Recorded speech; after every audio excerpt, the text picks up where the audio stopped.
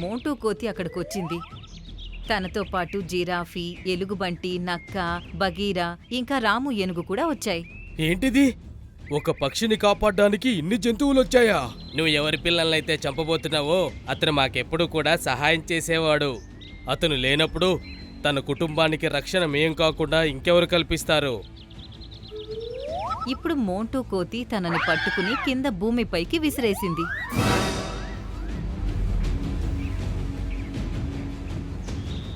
అడవిలో ఉన్న జంతువులన్నీ చితకబాదాయి. ఆ, మీ అందరి సంగతి తరువాత చెప్తాను. ఆ, అలా అని చెప్పి గద్ద అక్కడి నుండి వెళ్ళిపోయింది.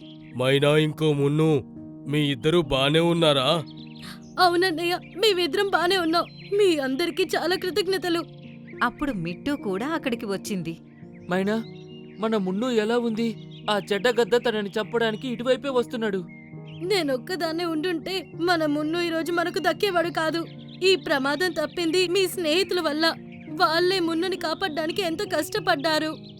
నా మాటలతో మీ అందరినీ బాధ పెట్టినందుకు నన్ను క్షమించండి. మీలో ఎవరు ఎప్పుడు వచ్చి అడిగినా మిట్టుని పంపిస్తాను. నాకిప్పుడు అర్థమైంది, మనం ఎవరికైనా సహాయం చేస్తే ఏమీ నష్టం ఉండదని. మనం ఎప్పుడూ మన స్నేహితులన్నీ సహాయం కోరే వాళ్ళకి సాయం చేయాలి. అది విన్నాక మిట్టూకి ఇంకా మిగతా జంతువులకి మంచిగా అనిపించింది.